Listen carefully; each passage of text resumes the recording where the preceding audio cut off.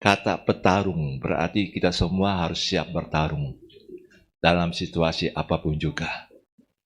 Tadi pagi saya dikirim oleh seorang WA video yang cukup menarik. Seorang bapak di rumah dengan anak yang masih umur 2 tahun lah. Umur 2 tahun. Di jalan di rumahnya itu, di lorong antar kamar itu, bapak itu lewat sebuah tali ya kurang lebih sekitar 50 cm. Dia naik, bapak itu naik, dan dia tinggalkan anaknya. Anaknya disuruh datang sendiri ke bapaknya. Waktu anaknya kena di tali itu, anaknya diem. Terus mulai menangis. Kenapa saya ditinggal? Kenapa saya dibiarkan gini? Kayak gitu ya mimiknya lah, kayak menangis. Tapi dia berusaha mencoba mengerti. Oh ya, bagaimana caranya? Oh, lewat kolongnya aja dah. Dia nggak bisa seperti bapaknya, tapi dia bisa lewat kolongnya. Karena itu hanya tali biasa. Artinya gini sih Bapak Ibu. Kita semua harus memecahkan setiap masalah yang ada. Selalu ada aja yang masalah-masalah yang bermunculan. Jangan takut dengan masalah. Jangan takut dengan penderitaan. Jangan takut dengan kesulitan. Karena apa? Tuhan ada menyertai kita. Peperangan ini harus terus terjadi dalam hidup kita. Pergesekan dengan orang di sekitar kita, masalah-masalah yang begitu banyak sekali yang kita hadapi, itu pasti ada. Dan kita harus sadari, dalam hari-hari yang kita lalui, pasti ada peperangan rohani. Ada 3 pihak yang kita harus perangi. Dalam peperangan ini ada 3 pihak yang kita harus perangi. Pertama, iblis. Ya pasti iblis lah. Itu musuh kita. Itu musuh yang memang mau membuat kita jauh dari Tuhan. Yang kedua, keangkuhan hidup manusia. Keras kepala, angkuh hidup, maunya menang sendiri, egonya. Tapi yang ketiga, ini yang gak kalah, diri sendiri. Diri sendiri, ini yang seringkali kita alami. Seringkali kita sulit justru dengan diri sendiri. Dan ini sangat menyedihkan. Makanya itu setiap orang yang dengan susah melawan dirinya sendiri, pada saat dia menghadapi tantangan baru aja yang dia belum pernah hadapi, dia udah ciut. Dia sudah, ya istilahnya orang bilang itu overthinking. Sudah overthinking. Tapi saya ingin mengajak kita semua, ayo jangan takut. Setiap 3 pihak ini yang jadi musuh kita, itu ada senjatanya. Jadi jangan asal ambil senjata. Jangan pakai Efesus 6 ayat 10 sampai 20. Itu perlengkapan senjata Allah kita pakai. Tapi kalau untuk melawan diri sendiri beda. Beda. Kalau yang perlengkapan senjata Allah Efesus 6 itu untuk melawan iblis. Makanya kita harus mengerti ini. Perlengkapan senjata rohani melawan kekuatan diri sendiri. Ini yang kita akan baca firman Tuhan pada saat ini. Bagaimana kita tahu perlengkapan senjata rohani dan bagaimana cara menggunakannya untuk melawan diri sendiri. Dalam situasi apapun juga, masalah terbesar dalam hidup kita adalah diri sendiri. Kita tidak mau maju, kita cepat menyerah karena diri sendiri. Makanya Bapak, Ibu, dan Saudara, kita ingin bangkit. Memang ini secara bertahap. Kita akan belajar bagaimana setelah melawan diri sendiri, berikutnya kita akan belajar juga bagaimana melawan keangkuhan hidup manusia. Nanti berikutnya lagi bagaimana menghadapi tipu daya iblis. Mari yang pertama kita mau lihat dulu. Ada 3 senjata untuk melawan kekuatan diri sendiri. Yang pertama saya ingin beritahu, itu senjata kebenaran. Mari kita sebut sama-sama, senjata kebenaran. Kedua, perlengkapan senjata terang. Perlengkapan senjata terang. Yang ketiga, pikiran yang dipersenjatai tentang penderitaan karena Kristus. pikiran yang dipersenjatai tentang penderitaan karena Tuhan Yesus. Jadi 3 persenjata ini kita untuk melawan kekuatan diri sendiri. Yang pertama kita masih mau, yang kita akan lihat sini. Memangnya saya harus memerangi diri sendiri? Itu jadi pertanyaannya. Saya fine-fine aja kok. Saya nggak ada masalah kok. Orang lain lebih susah. Saya is okay. Akhirnya banyak orang yang bilang menyebut dirinya itu Mr. No Problem. Atau Mrs. No Problem. Miss No Problem. Jadi seolah saya nggak punya masalah kok. Semuanya baik-baik aja. Karena tanpa sadar, anak Tuhan, memang dia diselamatkan. Tapi dia mudah dipengaruhi dengan hal-hal yang duniawi. Kenapa? Karena diri sendiri mudah tertarik dengan hal-hal yang dunia. Coba bandingkan saudara. Blackpink mulainya jam 7.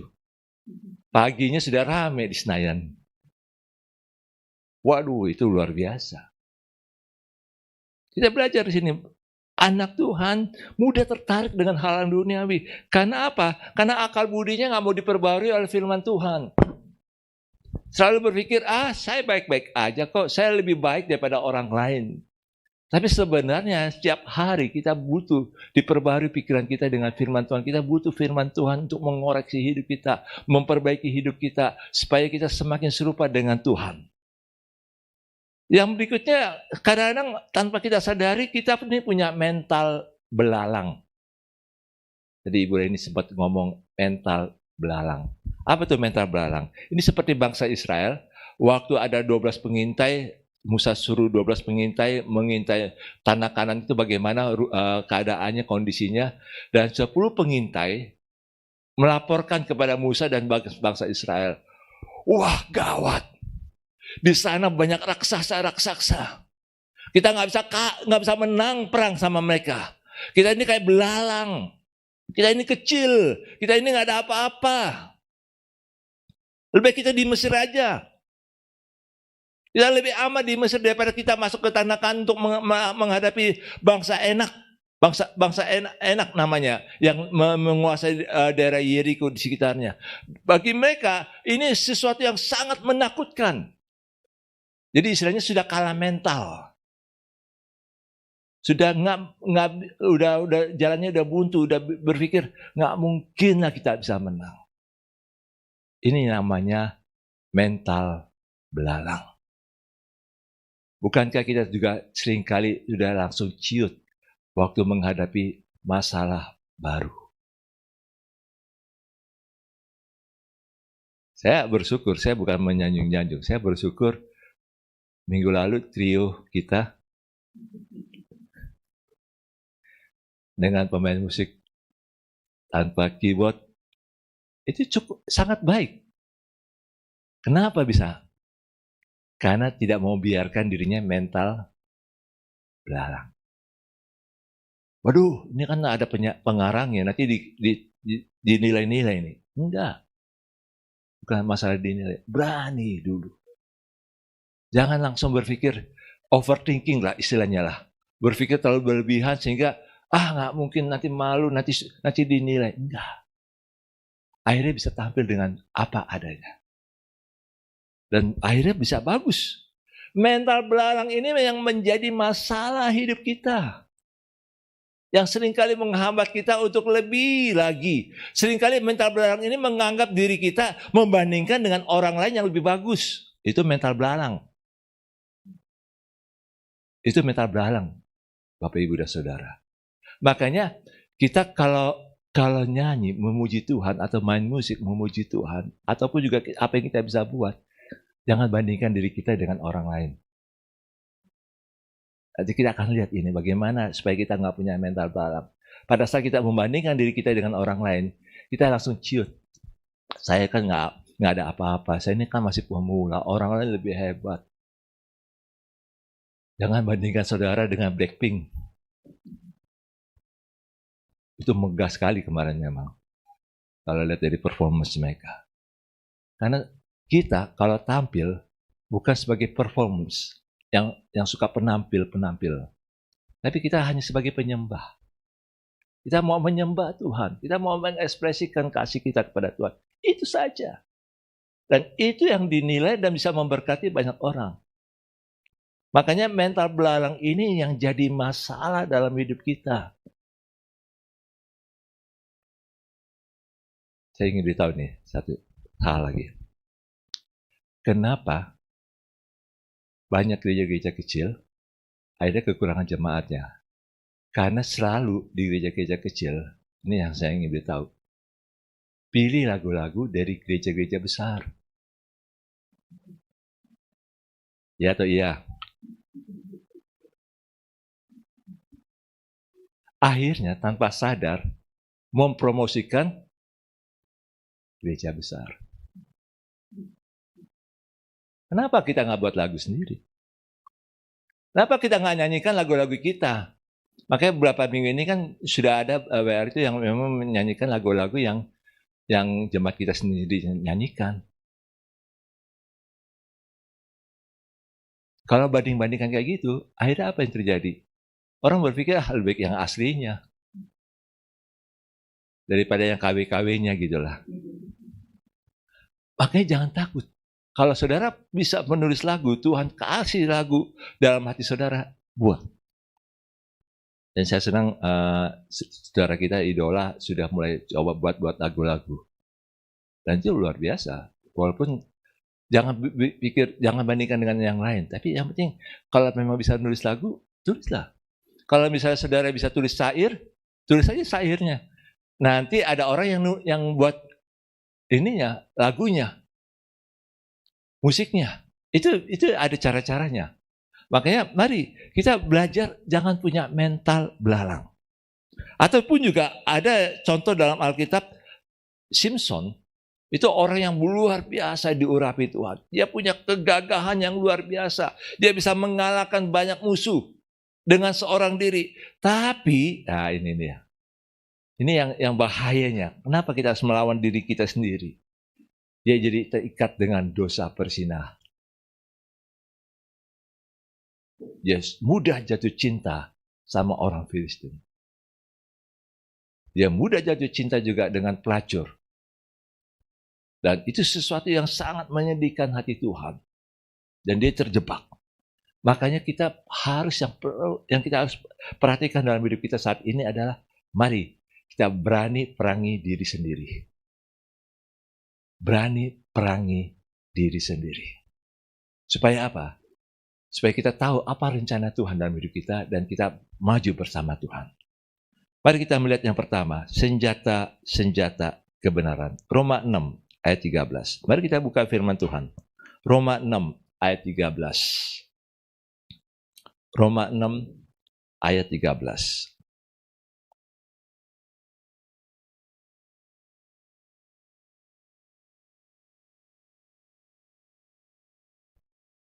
Demikian firman Tuhan. Dan janganlah kamu menyerahkan anggota-anggota tubuhmu kepada dosa untuk dipakai sebagai senjata kelaliman.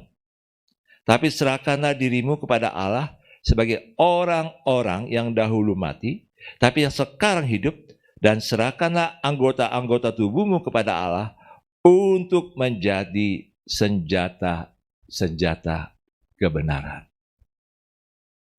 Jadi jangan biarkan anggota tubuh kita ini, anggota tubuh kita apa aja nih? Banyak, tangan, kaki, mata, telinga, hidung, mulut, kepala, otak ini, semua organ-organ tubuh kita ini bisa dipakai menjadi senjata kelaliman, senjata yang memang membuat pahit orang lain. Suka nyemprot orang lain, suka nyindir orang lain. Ya, kemarin diperagakan oleh yang namanya Mario itu, tendangan bebas, pakai selebrasi. Itu senjata kelaliman. Bukankah kita juga mengalami waktu masih kecil, tiba-tiba kita dipukul tanpa alasan? Saya dulu waktu masih kecil, umur kelas 4 SD, oleh nenek saya itu galak sekali. Salah dikit saya nggak tahu salahnya apa, tiba-tiba saya keluar dari kamar mandi ditampar. Saya langsung, salah apa nih? Memang itulah senjata kelaliman. Apakah kita melakukan itu? Ini yang kita pikir, saya dulu ngalamin ini cara saya ekspresi saya kepada orang ini. Jangan, itu namanya senjata kelaliman. Firman Tuhan katakan, serahkan kepada Allah. Jadi setiap anggota tubuh kita ini diserahkan kepada Allah untuk menjadi senjata kebenaran. Pernahkah kita katakan, Tuhan, aku ini punya kelemahan di mulut saya ini. Saya mau serahkan kepadamu Tuhan, supaya menjadi senjata kebenaran. Tuhan, bagaimana mata saya ini, supaya mata saya ini bisa dipakai oleh Tuhan untuk menjadi senjata kebenaran. Jadi senjata kebenarannya ada dalam tubuh kita ini. Apakah kita mau biarkan ini jadi dosa? Atau bagaimana? Apakah kita ingin menyatakan kebenaran Allah? Kata serahkan itu seperti domba yang dipersiapkan oleh imam di bait Allah untuk dikorbankan. Jadi kita ini sebenarnya juga harus siap. Karena kita sudah ditebus oleh Yesus, maka kita juga harus menjadi, tubuh kita ini yang menjadi korban di hadapan Allah. Bapak, Ibu, dan Saudara, firman Tuhan ini sangat jelas sekali. Anggota tubuh kita ini bisa menjadi senjata kebenaran. Itu yang membuat kita menang dengan diri sendiri. Itu yang membuat kita bisa mengalahkan ego kita, mengalahkan apa yang menjadi kebiasaan kita selama ini. Yang membuat kita nggak berkenan kepada Allah. Karena itu selama ini kita biarkan anggota tubuh kita ini menjadi senjata kelaliman. Serahkan. Biarkan itu Tuhan yang memiliki, bukan kita yang memiliki lagi. Pada zaman dulu, saudara, orang berpikir gini, roh kita itu terbelenggu oleh tubuh. Makanya banyak orang yang berusaha supaya membebaskan rohnya dengan cara semedi. Semedi, terus diam, bisa berjam-jam, bisa berhari-hari, nggak makan juga bisa. Itu bisa terjadi. Supaya apa? Katanya supaya rohnya bisa ini. Dan karena mereka berpikir tubuhnya ini menjadi tubuh yang yang membelenggu dia. Tapi saya ingin mengajak, konsep itu salah. Waktu Yesus mati di kayu salib, Yesus juga menebus tubuh kita ini. Asal kita mau menyerahkan tubuh kita ini kepada Tuhan. Tapi bagaimana ya kalau tubuh saya ini sudah punya banyak penyakit? Serahkan juga sebagai senjata kebenaran.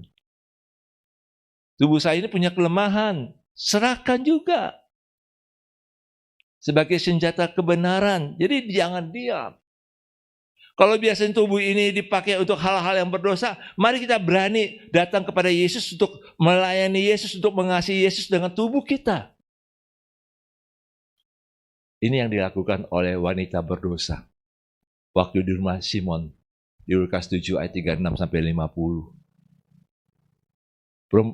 Simon mengundang Yesus untuk makan bersama, makan perjamuan di rumahnya. Simon ini orang Farisi. Dan Simon ini mengundang Yesus. Waktu Yesus datang, Simon tidak mencuci kaki Yesus. Jadi Yesus masuk, tiba-tiba ada masuk perempuan berdosa. Terkenal dosanya. Dan itu dibilang wanita pelacur. Waktu Yesus lagi makan, wanita ini menangis di bawah kaki Yesus. Dan dia menyekanya bukan dengan kain, tapi dengan rambutnya. Diseka, dibersihkan kaki Yesus. Dan Yesus katakan pada wanita ini, hai perempuan, dosamu sudah diampuni. Bapak, Ibu, dan Saudara, kalau kita sering kali jatuh dalam dosa dengan anggota tubuh kita, Serahkanlah itu. Mari, persembahkan tubuh itu. Kalau mulut kita sering kali menyakitkan orang lain, mari kita balikan. Bagaimana kita persembahkan mulut kita yang suka menyakitkan ini, memuji Tuhan. Kalau kita sering kali mata kita nonton hal-hal yang porno, serahkan itu. Mata yang porno itu. Mari, hidup kudus di hadapan Tuhan. Bukan dibelenggu. Kalaupun juga hati kita, pikiran kita sering lebih khawatir. Mari kita mau serahkan itu pada Tuhan. Tuhan, saya serahkan pikiran saya ini. Saya sering khawatir. Otak saya ini sering khawatir. Dan ini membuat saya jadi kayak menderita kalau lagi khawatir. Saya percaya bahwa Engkau akan pakai otak saya ini untuk menyatakan kebenaran firman Tuhan dalam hidup saya. Mari kita pakai. Tangan kita juga.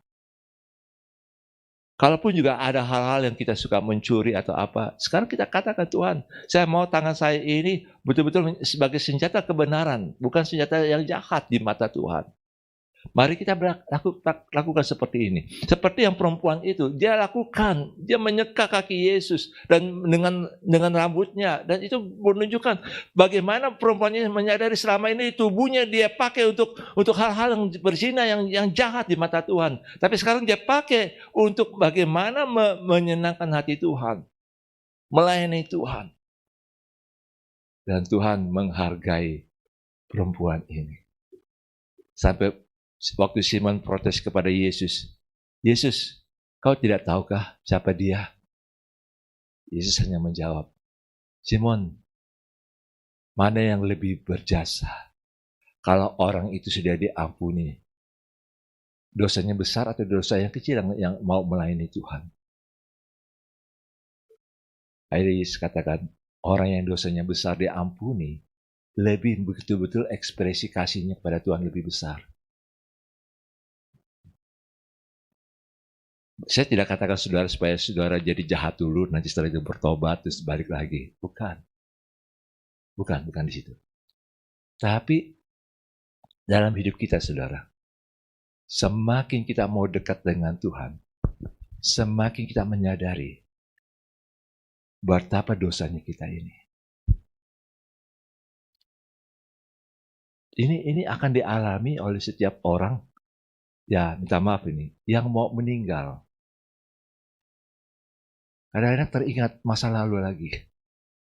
Makanya itu seringkali orang yang meninggal, keluarganya bilang gini, biar dimohonkan maaf kepada yang almarhum,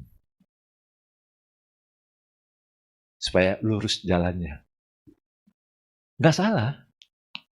Tapi seringkali itu yang masalahnya dalam hidup kita. Makanya gini saudara, setiap hari begitu kita bangun, mari kita menyadari, Tuhan biar saya semakin disempurnakan, ada dimurnikan hidup saya, boleh makin kudus di hadapan Tuhan. Jangan pikir, masih lama kok. Nggak ada seorang pun yang tahu. Berapa hari lalu mahasiswi UI, 3 hari berikutnya mau diwisuda, dia lompat dari apartemen di Kebayoran Baru. Dia sebelum lompat, dia kirim Instagram dulu, IG story, minta maaf. Artinya apa Bapak Ibu? Ini siapa saja bisa terjadi gitu loh. Cuman bagi kita saat ini, mari hari demi hari kita mau serahkan hidup kita, tubuh kita ini kepada Tuhan. Biar hidup kita semakin berkenan kepada Tuhan sebagai senjata kebenaran. Sehingga kita bisa melawan diri kita sendiri dengan tubuh kita ini. Yang kedua, perlengkapan senjata terang. Roma 13 ayat 12 sampai dengan ayat 14. Ini konteksnya tentang kasih adalah kegenapan hukum Taurat. Jadi harus hidup ekspresi daripada kasih. Roma 13 ayat 12 sampai dengan 14, perlengkapan senjata terang. Ayat 12, hari sudah jauh malam, telah hampir siang. Sebab itu, marilah kita menanggalkan perbuatan-perbuatan kegelapan dan mengenakan perlengkapan senjata terang. Jadi makanya gini dalam ayat 12. Ini sudah mulai ada pergantian musim.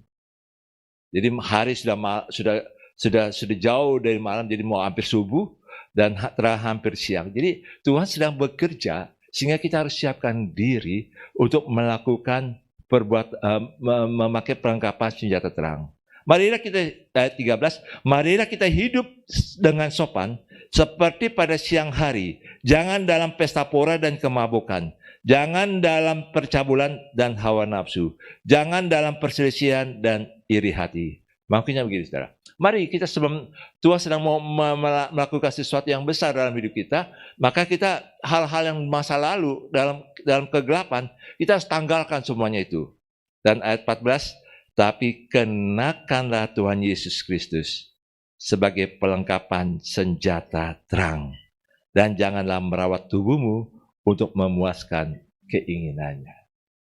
Jadi kita dikatakan demikian ayat 14. Kenakanlah Tuhan Yesus Kristus sebagai pelengkapan senjata terang. Artinya apa ini Bapak Ibu? Jadi kata kenakanlah itu kayak baju kan?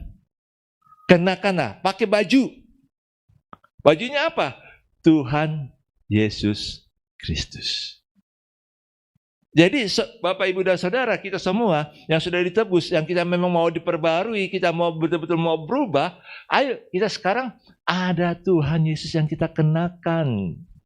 Jubah kita ini ada Tuhan Yesus, adalah Tuhan Yesus sendiri. Sebagai apa? Pelengkapan senjata terang. Ini yang Tuhan mau dalam hidup kita. Jadi kita tidak lagi berpikir, malu saya. Saya nggak bisa apa-apa. Tidak. Saudara, kalau saudara mengenakan Tuhan Yesus sebagai pelengkapan senjata terang, saudara nggak bisa sembunyi-sembunyi di belakang layar lagi. Saudara akan nampak di luar. Saudara akan dilihat orang yang ada di sekitar kita. Ini siapa ini? Perubahan apa yang dia lakukan? Perubahan apa yang dia buat? Kalau pulang dari gereja dia buat apa ya? Tidakkah kita sadar ada orang di rumah kita kadang-kadang bertanya demikian? Habis dari gereja dia kira-kira dengar khotbah dia ada berubah apa sih? Mungkin kita nggak sadar. Orang itu diam, tapi dia sedang mengamati. Makanya kita ini sedang mengenakan, kita sedang diamati. Makanya kita pakai perlengkapan senjata terang itu adalah Tuhan Yesus sendiri. Makanya identitas kita, saudara, itu bukan identitas yang di belakang, ya nggak kelihatan lah. Enggak. Ada di depan. Saya ingin mendorong kita untuk betul-betul jangan punya mental belalang. Mental yang menjadi penakut. Kenapa? Karena kita mengenakan Tuhan Yesus Kristus yang menciptakan langit dan bumi, yang mengasihi kita dengan mati di kayu salib. Dan Tuhan Yesus mengasihi kita, melindungi kita tanpa syarat. Dia betul-betul mengasihi kita dan mau melindungi kita.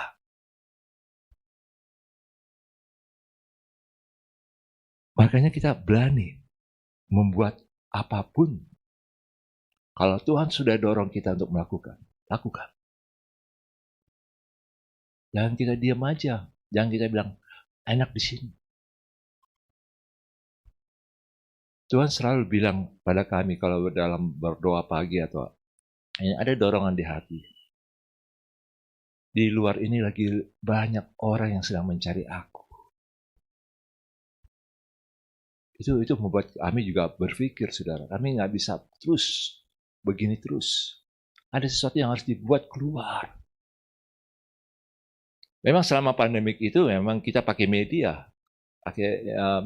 Bagaimana supaya media massa ini bisa dipakai untuk ini. Tapi kalau sudah saat ini pandemik sudah lewat, sudah bebas dari sekarang kalau kita lihat itu banyak orang di luar ini sudah bebas, nggak mau pakai masker, udah sesak katanya. Tapi sebenarnya mereka lagi butuh Tuhan, lagi mau mencari Tuhan sungguh-sungguh. Apakah kita hanya diam saja? Kami berdua berpikir, Tuhan, ini kalau memang harus pergi, kami akan pergi. Kenapa? Tuhan Yesus adalah terang, perlengkapan senjata terang kami. Jadi nggak mungkin kami hanya sembunyi-sembunyi dalam gereja aja. Harus pergi. Bapak, Ibu, dan Saudara, mari kita berani. Mulai saat ini Tuhan sedang mau melakukan hal-hal yang lebih besar lagi. Jangan berpikir kita ini nggak ada apa-apa. Tapi sebenarnya Tuhan sedang membawa kita. Ayo, jangan biarkan mental belalang itu ada pada kita. Kita harus punya mental lebih dari para pemenang. Makanya begitu kemarin trio itu nyanyi, siangnya langsung tantang. Bisa nggak nyanyi satu album?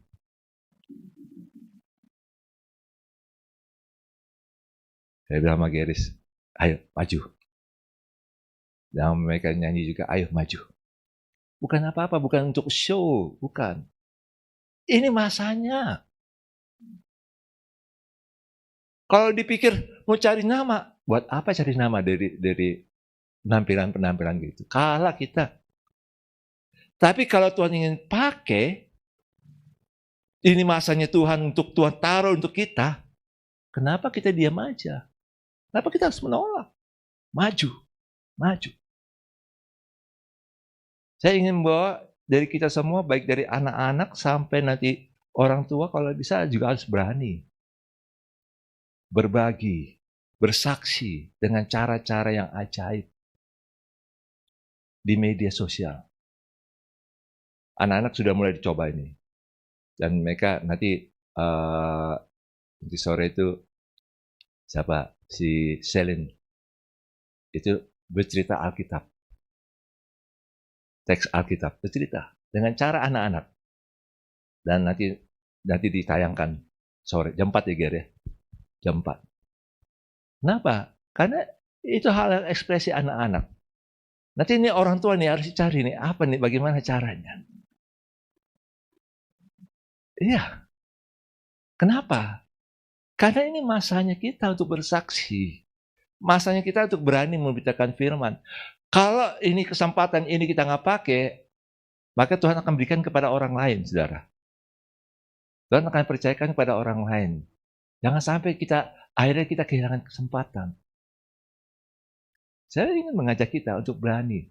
Karena mental belalang ini, saudara, itu terjadi karena kita menutup diri. Kita tidak mau belajar dari orang lain. Dekati orang lain yang memang betul-betul punya jubah, punya kuasa yang Tuhan berikan pada dia untuk bisa memimpin, dan waktu kita dekati, kita bisa belajar banyak kok. Kita bisa belajar banyak. Karena tantangan-tantangan ini memang tidak mudah ke depan ini. Kadang-kadang kita dibawa oleh Tuhan pada sesuatu yang betul-betul baru sama sekali. Yang kita nggak pernah pikirkan. Saudara, saya ingin buka dikitnya ya. Geris tiba-tiba ditantang sama teman. Bikin iklan buat kosmetik.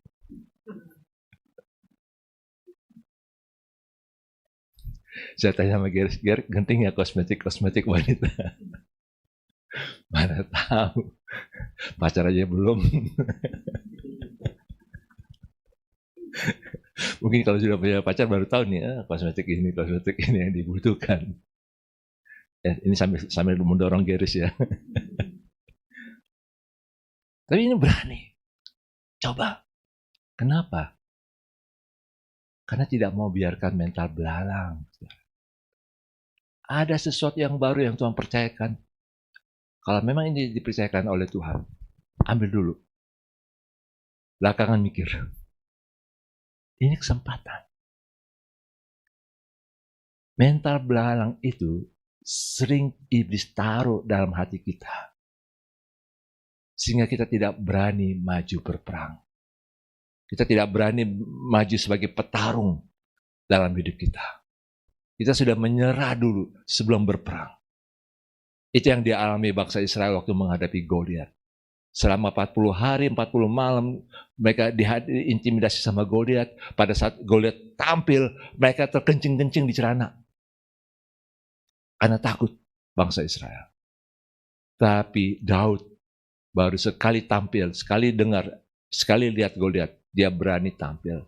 Kenapa? Karena dia tidak biarkan mental belalang ada dalam diri Daud. Bapak, Ibu, dan Saudara, pelengkapan senjata terang ini kita perlu pakai, yaitu Tuhan Yesus Kristus. Kenakanlah Tuhan Yesus sebagai senjata perang kita, perlengkapan senjata terang. Jadi kalau arti perlengkapan senjata itu bukan berarti satu senjata. Jadi perlengkapan. Lengkap. Saya curiga ini, jangan-jangan Mobile Legends pakai ini juga ya. Karena Mobile Legends itu kan pakai apa ya? Ada senjata-senjata yang bisa dibeli. Karena dalam peperangan rohani, kita ada senjata-senjata yang kita harus tahu, Bapak Ibu. Nanti berikutnya kalau memang ini tentang senjata melawan tipu, bukan tipu muslihat, melawan keras kepala daripada sesama kita. Bagaimana cara menghadapinya? Itu senjatanya ada. Yang firman Tuhan sudah bukakan kepada kita. Dan yang ketiga, senjata yang ketiga yang Tuhan berikan kepada kita. Kita harus mempersenjatai pikiran kita dengan firman, dengan apa yang Tuhan Yesus pikirkan tentang penderitaan karena Yesus. Mari kita lihat dalam 1 Petrus 4 ayat 1 dan 2. 1 Petrus 4 ayat 1 dan ayat 2. Firman Tuhan berbunyi demikian. Jadi karena Kristus telah menderita penderitaan badani, kamu pun harus juga mempersenjatai dirimu dengan pikiran yang demikian.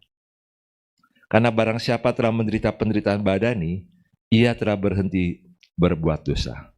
Supaya waktu yang sisa, jangan kamu pergunakan menurut keinginan manusia, tapi menurut kehendak Allah. Jadi kita sadari bahwa selama kita ikut Yesus, kita akan mengalami penderitaan-penderitaan badani, tubuh kita. Bisa saja karena dianiaya, karena difitnah, karena diejek, karena dibully, karena kita dianggap lemah, kita dianggap bodoh, dan bahkan banyak orang yang bilang gini, kamu kan diajarin oleh Tuhanmu, kalau ditampar pipi kiri kasih pipi kanan. Makanya banyak sekali orang yang mengalami, orang-orang Kristen. Maka kalau kita menjadi orang Kristen, orang yang percaya pada Yesus, siap menderita. Tapi pada waktu menderita, nah di sini dia. Mari kita mempersenjatai diri kita, pikiran kita. Harus dipersenjatai bahwa sebenarnya waktu kita menderita karena Yesus, kita punya mengalami penderitaan badani, sebenarnya itu bagus untuk kita. Supaya apa? Supaya kita berhenti berbuat dosa. Supaya kita jangan berkelanjutan berbuat dosa. Karena memang penderitaan badani itu membawa kita untuk makin dekat dengan Tuhan. Makin boleh mengalami kuasa Tuhan bekerja dalam hidup kita. Penderitaan badani. Penderitaan badani ini banyak terjadi, saudara. Dari zaman waktu Tuhan Yesus bangkit, naik ke surga, itu banyak sekali orang-orang yang menderita. Sampai saat ini juga. Sampai yang akan datang juga. Bahkan dalam Wahyu 6 itu dikatakan demikian, orang-orang yang sudah mati karena Yesus, mereka berteriak pada Yesus. Sampai kapan? Tuhan jawabnya, sampai genap jumlahnya. Jadi sampai nanti Tuhan Yesus datang pun juga masih ada orang-orang Kristen yang harus dianiaya, bahkan dibunuh karena Kristus. Saya ingin mengajak kita harus bisa mulai siap mengalami penderitaan badani. Jangan berpikir Indonesia aman karena Pancasila. Di Jakarta sih mungkin aman. Di tempat lain nggak aman. Penderitaan badani itu bagus untuk kita. Makanya untuk menjadi orang Kristen yang menjadi pengikut Yesus, Jangan takut dengan penderitaan. Justru penderitaan itu, saudara, membuat kita semakin dekat dengan Tuhan. Dan Tuhan makin pakai kita. Pada tanggal 12 Maret, ini hari ini 12 Maret ya, tahun 303, itu ada seorang kaisar Roma, sangat jahat sekali. Sangat jahat. Dan dia banyak bunuh orang-orang Kristen. Dia banyak hancurkan orang Kristen. Tapi dia juga ada bunuh 2 orang terdekat dia yang karena percaya pada Yesus. Jadi gini saudara, gambarannya. Semakin orang Kristen ditindas, akan semakin banyak orang yang percaya pada Yesus. Makanya saya bersyukur kalau orang-orang Kristen masih ditindas. Saya bersyukur ini kesempatan kita untuk bisa memberitakan Injil. Saya bersyukur kalau misalnya banyak gereja-gereja yang dilarang. Justru makin banyak gereja yang dilarang, justru makin banyak orang-orang yang non-Kristen yang membela kita. Dan kita juga bisa mudah bersaksi. Bagaimana respon kita, reaksi kita dengan penderitaan itu. Dan orang melihat diri kita. Kenapa? Karena kita mempersenjatai pikiran kita dengan penderitaan Yesus. Karena Yesus sudah mati di kayu salib untuk kita. Dan kita berjalan bersama Yesus. Ada berjalan dalam penderitaan Yesus. Sehingga kita bisa menjadi serupa dengan Yesus. Ini memang tidak mudah, saudara. Tapi pada saat kita alami, mari kita belajar.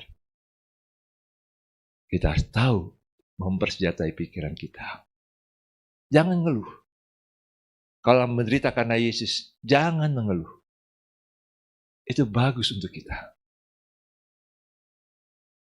Penderitaan karena Yesus, kita akan mengalami kemuliaan bersama Yesus.